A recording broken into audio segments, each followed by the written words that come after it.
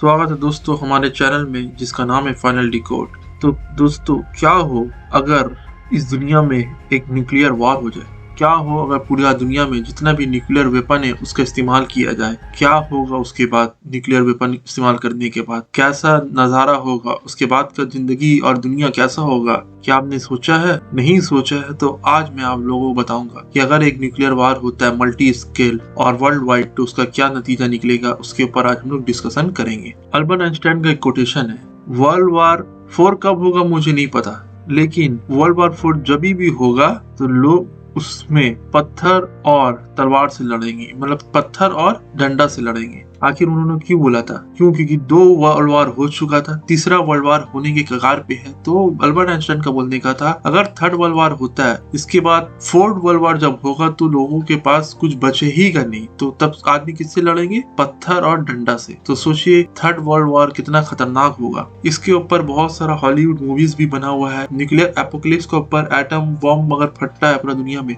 इसका क्या नतीजा होता है, इसका ऊपर एक बेस्ट वेब सीरीज है जिसका नाम है D100। आप करके वेब सीरीज अगर देखिएगा, इसका बहुत सारा पार्ट उसमें दिखाया गया है कि जब वर्ल्ड वार हो जाएगा, वर्ल्ड वार 3, और पूरा एटम बम उसका इस्तेमाल कर लेगा दुनिया, पूरा दुनिया में एक डूम्सडे हो जाएगा, तब क्या होगा, उसके बाद की जिंदगी कैसा होगा, ये चीज दिखाया गया है कि धरती रहने के लायक बचेगा नहीं। लोग आर्क में जाकर रह रहे थे और 100 साल लग गया धरती को वापस फिर से अपना स्थिति लेने में। तो ये सब कॉपर वेब सीरीज बना हुआ है, अगर आप देखेंगे तो उसके ऊपर आप देख सकते हैं। तो ऐसा बहुत सारा वेब सीरीज मूवी बना हुआ है जिसमें बताया गया है कि वर्ल्ड वार का क्या इफेक्ट होगा। तो अभी हम लोग जान लेते हैं कि टोटल अभी कितना आइटम बम है। आइटम बम बोलना सही नहीं होगा, न्यूक्लियर वेपन बोलना सही होगा, क्योंकि अभी न्यूक्लियर वेपन सबके पास है। आइटम बम तो हिरोशिमा में छोड़ा गया था, वो था। आज उससे कहीं ज्यादा न्यूक्लियर वेपन लोगों के पास है, जो उससे कहीं 1000 गुना ज्यादा पावरफुल है। आज के दौर पे, अभी जो मैं वीडियो रिकॉर्ड कर रहा हूँ, अभी टोटल 9 कंट्री है पूरी दुनिया में जिसके पास न्यूक्लियर वेपन है, जिसमें से सबसे पहला है Russia, United states of America, China, France, United kingdom, Pakistan, India, Israel, north Korea.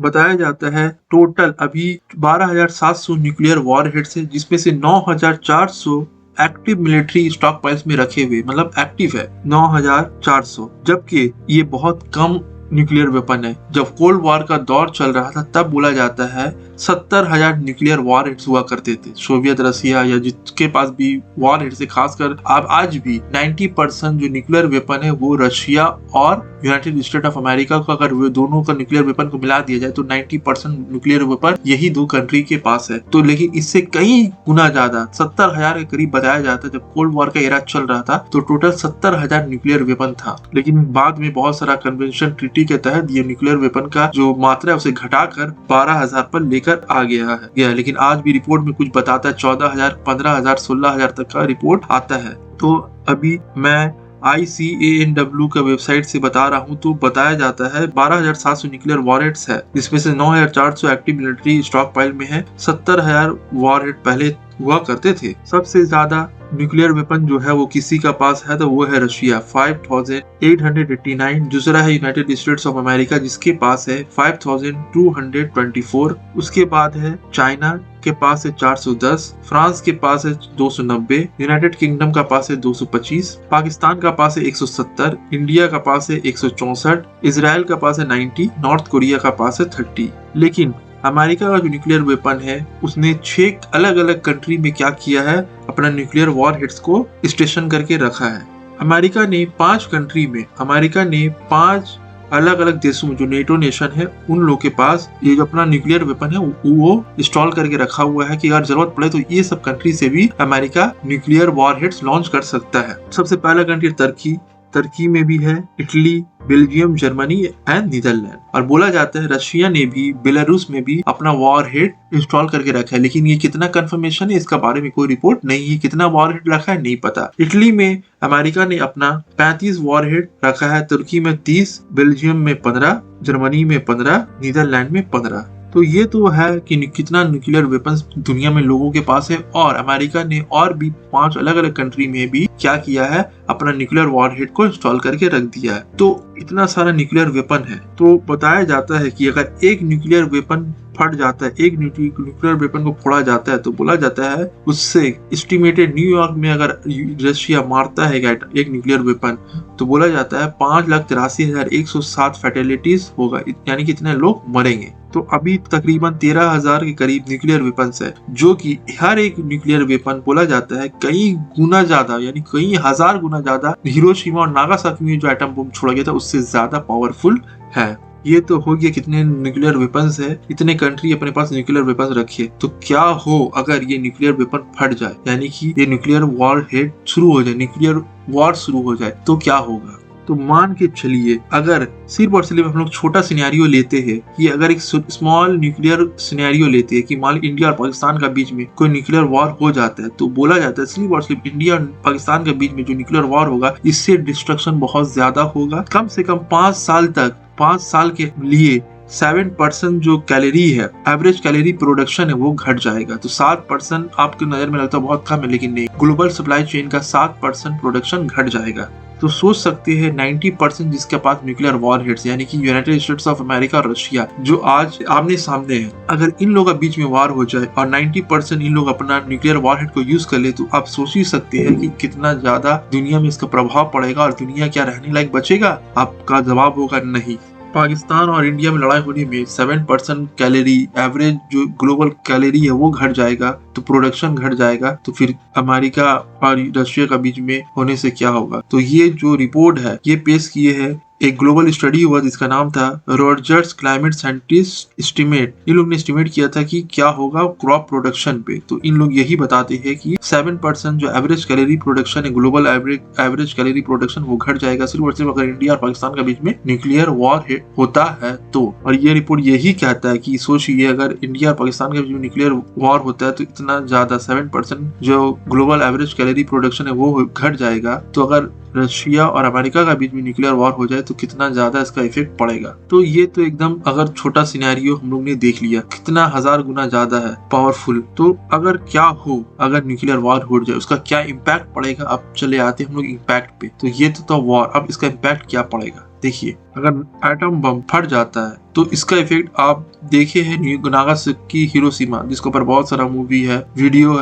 है डॉक्यूमेंट्री आप देख सकते हैं और अंदाजा लगा सकते हैं कि उसका क्या इफेक्ट हुआ है। तो आप समझ सकते हैं कि कितना ज्यादा इसका इंटेंस इफेक्ट था। जबकि अभी एक एक आइटम बम आज का जो न्यूक्लियर वेपन है, अगर सबसे कम पावरफुल भी जो न्यूक्लियर वेपन है वो भी जो नागासाकी हिरोशिमा में एटम बम छोड़ा गया था उससे 100 गुना ज्यादा पावरफुल है। तो अगर क्या हो अगर बहुत हाई इंटेंसिटी का आइटम बम इस्तेमाल किया जाए न्यूक्लियर वेपन, तो रशिया का जो जार है ये बताया जाता है सबसे ज्यादा अभी तक का पावरफुल न्यूक्लियर वेपन है, 3000 गुना ज्यादा पावरफुल है नागासाकी हिरोशिमा पे जो फोड़ा गया था। तो अगर न्यूक्लियर वेपन फोड़ दिया जाए तो सबसे पहले तो टेम्परेचर जो धरती का वो मिलियन डिग्री सेंटीग्रेड बढ़ जाएगा, क्योंकि जब न्यूक्लियर वेपन फटता है, जब भी कभी भी एटम बम अगर फटेगा तो एक फ्लैश लाइट निकलेगा जो लोगों को अंधा कर देगा कुछ मिनट तक। जो बहुत दूर में भी रहेंगे, जब जहाँ पर फटेगा जो ग्राउंड जीरो होगा उसके आसपास में जो रहेंगे उन लोग तो बहुत ज्यादा इफेक्ट होंगे, लेकिन जो दूर में भी रहेंगे उन लोग को भी बहुत कुछ मिनटों तक उन लोग को भी कुछ दिखाई नहीं देगा, उन लोग अंधे हो जाएंगे। और जो नजदीक होंगे तो उन सोच ही सकते हैं उन लोगों का साथ क्या होगा जो न्यूक्लियर वेपन जिस एरिया में फटेगा और जो ग्राउंड जीरो होगा। जब ये एटम बम फटेगा तो जो भी इसके रेडियस के आसपास होंगे या एटम बम के रेडियस के आसपास होंगे उन लोग का बॉडी भाप बन जाएगा, क्योंकि इसमें हजारों नहीं लाखों गुना डिग्री यानी कि बताया जाता है मिलियन डिग्री सेंटीग्रेड का हीट पैदा होगा जो लोगों का जो बॉडी है उसको भाप बना देगा। तो जब हिरोशिमा में एटम बम गिरा था उसके रेडियस में हाफ मील का रेडियस में सिर्फ और सिर्फ लोगों का परछाई बचा था, लोगों का परछाई बचा था पत्थर पे, उन लोग का अवशेष बचा था। सोचिए मतलब कोई हड्डी नहीं मिला, कोई स्कल नहीं मिला, सब भाप बन गया था। बस वो पत्थर पे लोगों का शैडो ही हम लोग को देखने को मिलता है, छाप भी देखने को मिलता है। तो एटम बम का जब ये अवस्था था कि लोगों का बॉडी को भाप बना दिया, तो न्यूक्लियर वेपन का कितना ज्यादा हाई इंटेंसिटी होगा। तो इमीडिएट इफेक्ट क्या होगा जो न्यूक्लियर वेपन के रेडियस के आसपास होंगे। सबसे पहला इफेक्ट क्या होगा, सबसे पहला ये इफेक्ट होगा ब्लास्ट का वजह से लोग मारे जाएंगे। जो दूर होंगे बिल्डिंग गिरेगा, बिल्डिंग में कोलैप्स होने से बिल्डिंग में दब के मर जाएंगे।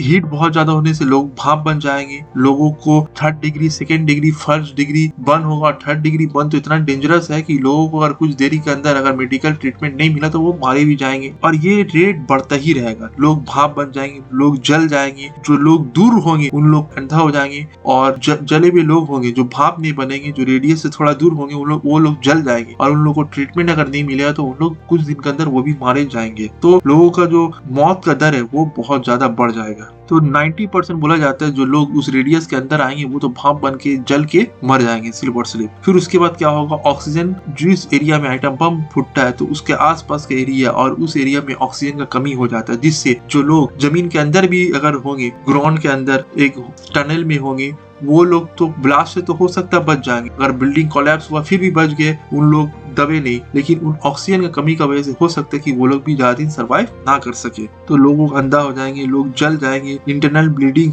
होने लगेगा। तो बहुत सारा ऐसा चीज होगा लोगों के साथ। और ये जो इफेक्ट है, जो लोगों को नुकसान होगा, जो लोग जल जाएंगे, जो बिल्डिंग के नीचे दबे हुए रहेंगे, ये बाकी सब डिजास्टर में भी ऐसा होता है कि जलजला आता है, अर्थक्वेक आता है, लोग धंस गए जमीन के अंदर। लेकिन ये जो इफेक्ट होगा न्यूक्लियर वेपन्स का बाद का जो इफेक्ट होगा वो ज्यादा खतरनाक होगा। ऐसा क्यों? क्योंकि नॉर्मल सिनेरियो में क्या होता है, जो डिजास्टर एक्शन फोर्स होता है वो फटाक से जो भी एरिया में डिजास्टर होता है, जो भी अफेक्टेड एरिया होता है वहां पर पहुंच जाता है और उन लोगों को रेस्क्यू कर लेता है। लेकिन एटम बम जब फटेगा तो जो हेल्थ वर्कर है, जो डिजास्टर एक्शन फोर्स में काम करते हैं, वो लोग खुद मारे जाएंगे और जो बचे हुए लोग होंगे उन लोग के पास इतना कैपेबिलिटी नहीं होगा, ना उन लोगों के पास इतना साधन होगा जो वो लोग अफेक्टेड एरिया में आकर लोगों को बचा सके। क्योंकि इसके लिए कोई भी अभी तक प्लानिंग नहीं किया गया है। सिर्फ अमेरिका है जो इसके ऊपर प्लानिंग कर रहा है, बाकी दुनिया लोग इसके ऊपर अभी तक कोई प्लानिंग नहीं कर रहे कि अगर मान लीजिए कि एटम बम फूटता, एक फोर्स होना चाहिए, एक टीम होना चाहिए जो वहां जाके मदद करे। क्योंकि ज्यादातर लोगों को अपना जान का प्यार है। मान लीजिए बम फटा, लोग वहां गए, रेडिएशन का इफेक्ट, तो कोई भी जाना नहीं चाहेगा। तो मेडिकल स्टाफ नहीं पहुंचने का वजह से डेथ टोल जो है वो और ज्यादा बढ़ जाएगा। नॉर्मल जो डेथ होता है नॉर्मल डिजास्टर से उससे कई गुना ज्यादा बढ़ जाएगा, जिसका एस्टिमेट हम लोग लगा नहीं सकते। तो इंटरनेशनल रेड क्रॉस जो है उसने एस्टिमेट किया कि एक न्यूक्लियर वेपन फटेगा तो उससे कितना ज्यादा ह्यूमैनिटेरियन क्राइसिस होगा, कितना ज्यादा ह्यूमैनिटेरियन लॉसेस होगा, ये हम लोग एस्टिमेट नहीं कर सकते। क्योंकि एटम बम फटेगा हम लोग बोल सकते 50,000, 60,000, लाख लोग मारे जाएंगे, लेकिन उसका बाद का जो इफेक्ट होगा, जो लोग एटम बम फटने से नहीं मरे, जो लोग बिल्डिंग के नीचे दब गए, जो लोग दूर में थे, उन लोग को उसका हवा से सामान आके उन लोग को उड़ के लग गया, तो वो सब कितना इफेक्ट करेगा वो हम लोग नहीं लगा सकते। क्योंकि जो लोग बच जाएंगे तो उन लोगों को टाइम पे मेडिकल ट्रीटमेंट नहीं मिलेगा, तो हो सकता है उन लोग ज्यादा दिन तक सर्वाइव ना कर पाए। तो ये भी एक बहुत बड़ा समस्या है। शॉर्ट टर्म इफेक्ट क्या होगा? सबसे पहला, जो सर्वाइवल लोग अगर बच जाते, ये न्यूक्लियर वेपन फटने से बच जाते हैं, कुछ दिन तक बच के रहते हैं, छुप के रहते हैं, उन लोग ये ब्लास्ट हो जाता है, ऑक्सीजन का जो कमी था वो भी दूर हो जाता, तो लोग अगर बच के अपना शेल्टर में रहते, उससे अगर बाहर निकलते, तो शॉर्ट टर्म इफेक्ट क्या होगा? रेडिएशन फैला हुआ रहेगा। हिरोशिमा नागासाकी में जो बम गिरा था उसका इफेक्ट बताया जाता, आज तक वो इफेक्ट हमें देखने को मिलता है और उसका कई सालों तक उसका इफेक्ट रहा है। जो बच्चा पैदा होता था वो एबनॉर्मल कैंसर से पीड़ित होता था, तो आज तक ये चीज है। फिर जहां कभी भी एटम बम फूटता है तो एटम बम का इंटेंसिटी और इतना तेज होता है कि जहां पर फूटता है वहां पर एक बड़ा गड्ढा कर देता है। अब गड्ढा का अंदर जो भी सामान होता है, जो भी डेब्रिस होता है, वो आसमान में भाप बनकर उड़ जाता है और वो रेडियो एक्टिव एलिमेंट का रूप धारण कर लेता है और एक बड़ा बादल सा बन जाता है। और ये बादल रेडियो एक्टिव बादल होता है जिसमें रेडियो एक्टिव पार्टिकल्स होते हैं। फिर ये रेडियो एक्टिव पार्टिकल्स ठंडा होने के बाद क्या होता है? बारिश के रूप में पड़ते हैं, जिसे रेडियो एक्टिव रेन भी कहा जाता है। जब चेर्नोबिल न्यूक्लियर पावर प्लांट में जब ब्लास्ट हुआ था 1986 में, और ये कहाँ पर था? चेर्नोबिल, यूक्रेन में, तो वहां पर भी रेडियो एक्टिव बादल बन गया था, डेब्रिस से बादल बन गया था। उससे क्या हुआ था? रेडियो एक्टिव रेनफॉल हुआ था और ये रेनफॉल बहुत सारा यूरोप में भी ये रेनफॉल का इफेक्ट देखा गया। ये रेनफॉल सिर्फ यूक्रेन में या चेर्नोबिल में नहीं हुआ, क्योंकि बादल देखिए हल्का होता है, वो बहुत दूर तक फैलता है। हवा क्या होता है? बहुत दूर तक फैलता है। कोई हम लोग को बिरयानी का खुशबू या किसी भी चीज का खुशबू हम लोग को आता है, कोई अगर परफ्यूम लगा के रहता है, बहुत दूर तक उसका खुशबू सेंट आता है। कैसे करके ये सेंट आता है? क्योंकि जो गैस होता है वो हवा का साथ फैलता है। तो ये जो रेडियो एक्टिव मटेरियल है, पार्टिकल्स है, वो हवा का साथ बहुत दूर तक फैलेगा। तो 1986 में जब यूक्रेन में एटम बम तो नहीं फटा था, न्यूक्लियर पावर प्लांट था, उसमें जब ब्लास्ट हुआ था, उससे जो बादल बना था और उससे वो जो रेडियो एक्टिव बादल था, उसमें रेडियो एक्टिव पार्टिकल्स था, उससे जो रेन हुआ था, रेडियो एक्टिव रेन, वो बहुत सारे स्कैंडिनेवियन कंट्री में हुआ था। इन स्कैंडिनेवियन कंट्री से लेकर स्कॉटलैंड, कुम्ब्रिया, वेल्स तक यहाँ फैला हुआ था। सिर्फ वेल्स तक रुका नहीं था। बताया जाता है 1700 मील चेरनोबिल से लेकर 1700 मील दूर तक ये रेडियो एक्टिव रेन हुआ था और लोग इसको इफेक्ट भी किए थे। तो सोचिए चेरनोबिल में एक नॉर्मल सा न्यूक्लियर पावर प्लांट में इतना बड़ा डिजास्टर हुआ है तो उसका इफेक्ट इतना दूर तक पड़ा, 1700 मील दूर तक रेडियो एक्टिव रेन हुआ है। तो सोचिए अगर न्यूक्लियर वॉर हो जाए तो उसका इफेक्ट क्या होगा। और रेडियो एक्टिव रेन होने का मतलब उसका आसपास का जितना अनाज है खत्म, जो भी उस रेन का कांटेक्ट में आएगा उन लोगों को हो सकता है फ्यूचर में कोई बड़ा बीमारी का सामना करना पड़े। अगर कोई भी रेडियो एक्टिव का संपर्क में आ जाता है, नॉर्मल रेडिएशन का संपर्क में बहुत कोई आते हैं, उन लोगों के लिए नुकसानदायक नहीं है क्योंकि रेडिएशन भी दो तरह का होता है। तो जो भी रेडिएशन का संपर्क में आएंगे तो उन लोगों का साथ क्या होगा, उन लोगों का बाल झड़ना शुरू हो जाएगा, उन लोगों का मुंह से ब्लड आना शुरू हो जाएगा, गम से ब्लीडिंग यानी कि मसूड़ा से ब्लीडिंग होना शुरू होगा, इंटरनल ब्लीडिंग होगा, डायरिया, हैमरेज होगा, गेनेरियस उलेसर, वोमिटिंग होगा, बार बार बुखार होगा, डिलीरियम, टर्मिनल कोमा, ये सब इफेक्ट होगा। और भी बहुत ज्यादा इफेक्ट, उसका लिस्ट लंबा है और इसका कोई भी इफेक्टिव ट्रीटमेंट नहीं होगा। और ये मैटर ऐसे नहीं है कि कुछ दिन में खत्म हो जाएगा, बहुत दिन तक ये मैटर चलता रहेगा और मौत का सिलसिला बढ़ते रहेगा। और जो लो लेवल एक्सपोजर होंगे, जो बहुत कम इसका इफेक्ट, जो रेडिएशन का जो बहुत कम संपर्क में आएंगे जो लोग, ऐसे नहीं है कि उन लोग बहुत दिन तक जी जाएंगे। जो लीस्ट शॉर्ट टर्म जो सर्वाइवल होगा उन लोग का भी डेथ रेट जो होगा वो भी हाई होगा क्योंकि उन लोग को बाद में बहुत ज्यादा कॉम्प्लिकेशन फेस करना पड़ेगा, उन लोग को बाद में कोई ना कोई बीमारी हो ही जाएगा, खासकर कैंसर। जो प्रेग्नेंट वुमेन होगी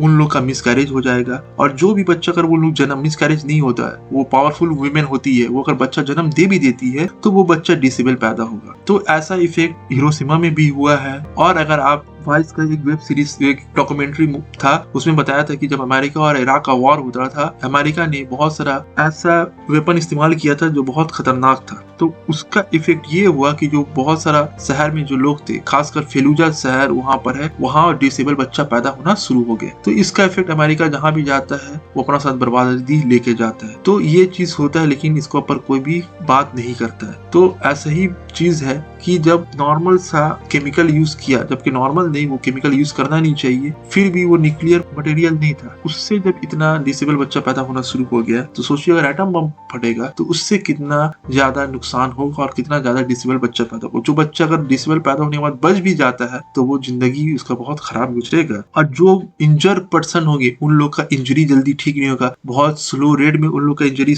ठीक होगा, जल्दी टिश्यू में जो भी ब्लड आना शुरू हो जाता है, हैमरेज होना शुरू हो जाता है। क्या होता है, हमारा ब्लड प्लेटलेट्स उसको उस जगह में रिपेयर कर देता है, वो रिपेयर होना भी बहुत धीमा हो जाएगा, इम्यून सिस्टम हमारा बहुत कमजोर हो जाएगा, जिससे क्या होगा, हर बीमारी हम लोगों पर आसानी से अटैक करेगा। लॉन्ग टर्म इफेक्ट इसका क्या होगा, लॉन्ग टर्म इफेक्ट इसका यही होगा कि लोग को अलग अलग तरह का कैंसर होना शुरू हो जाएगा, जिसे बोला जाता है ब्लड कैंसर। ये कॉमन सा बात है। इसके अलावा जिसे ल्यूकीमिया कहा जाता है, इसके अलावा बहुत सारा कैंसर हो सकता है जिसके बारे में कोई सही एस्टिमेट अभी तक किसी ने नहीं लगाया है। फिर चारों तरफ धुआं फैला हुआ रहेगा, तो धुआं जो लोग अंदर लेंगे तो उससे लंग कैंसर भी होगा, हांफने का बीमारी हो जाएगा। तो ये सब चीज बहुत ज्यादा होगा, मतलब कि हर एक बॉडी पार्ट इससे इफेक्ट हो जाएगा। और इसका क्या नतीजा निकलेगा, क्या इफेक्ट होगा, ये अभी तक साइंटिस्ट बोलते हैं कि इसका लगाना मुश्किल है। स्लिप और स्लिप कंपेयर करते हैं कि हिरोशिमा और नागासाकी में क्या हुआ था, उसका इफेक्ट कितना था, तो सोच सकते हैं उससे आज जो न्यूक्लियर वेपन, जो सबसे कम ताकत का न्यूक्लियर वेपन, वो भी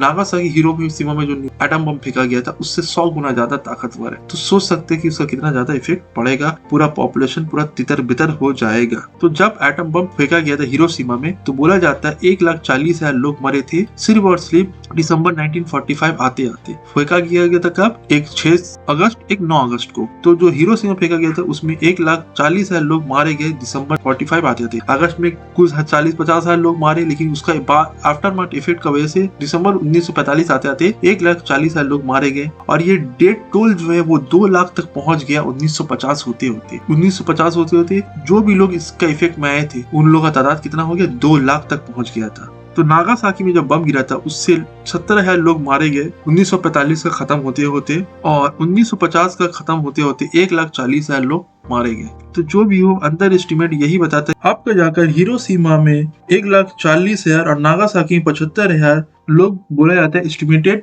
मारे गए थे जब बम गिरा था। लेकिन आज अगर न्यूक्लियर बम गिरता है तो इससे कई गुना ज्यादा लोग मारे जाएंगे और इससे ज्यादा तबाही मचेगा। न्यूक्लियर वेपन सिर्फ इंसान का जान नहीं लेगा शुरुआती दौर में जब बम फटेगा, वो क्लाइमेट में भी बहुत ज्यादा इसका नेगेटिव इफेक्ट पड़ेगा, सीवियर इफेक्ट पड़ेगा, जिससे क्लाइमेटिक चेंज पूरा तरीका से हो जाएगा, वेदर का जो फोरकास्टिंग है वो पूरा तरीका से तहस नहस हो जाएगा, ठंडा मौसम, ठंडा गर्मी बरसात को कोई टाइमिंग नहीं रहेगा, जब मर्जी ठंडा होगा गर्मी हो जाएगा। अगर आइटम बम 100 आइटम बम अगर नागा हिरोशिमा में जो आइटम बम गिराया गया था उसी का साइज का 100 न्यूक्लियर वेपन अगर फोड़ा जाता है तो उससे बोला जाता है 5 मिलियन टन ऑफ आग पैदा होगा। आग जब पैदा होने के बाद वो एक बादल बना देगा, मैंने आपको इससे पहले ही बताया। फिर जो टेम्परेचर है बोला जाता है 1.3 डिग्री सेंटीग्रेड टेम्परेचर नीचे गिर जाएगा, जिससे पूरा क्लाइमेट डिस्टर्ब हो जाएगा और इसका इफेक्ट आपको जाकर फूड प्रोडक्शन में भी पड़ेगा और जिससे लाखों ने करोड़ों ने अरबों लोग भूखमरी का शिकार हो जाएंगे। तो दोस्तों मैंने आज आप लोग को बेसिक न्यूक्लियर वेपन का नुकसान किया है, अगर आइटम बम फूटता है तो उससे क्या इसका नेगेटिव कॉन्सिक्वेंसेस होगा ये सब मैंने बताया, कि न्यूक्लियर वॉर होने के बाद कितना दिन तक ठंड रहेगा। तो कोशिश यही रहने का है कि न्यूक्लियर वेपन को खत्म कर दिया जाए, नहीं तो इंसानियत के लिए बहुत ही खतरनाक है। लोगों को मजा आता है, आइटम बम फटेगा मजा आएगा, हम लोग जीत जाएंगे, ऐसा कुछ होने वाला नहीं है। क्योंकि आप लोगों को बता दूं कि कैजुअलिटीज मिलिट्री पर्सन या पॉलिटिकल पर्सन जो होते हैं उन लोगों को कम होते, क्योंकि उन लोग पहले से सेफ्टी मेजर लिए हुए होते। मरेगा आपका जाकर आम जनता, आम लोग, जो आज ये पॉलिटिशियन लोग बहकावे में आकर वॉर को सपोर्ट करते हैं। एक दिन ऐसा आएगा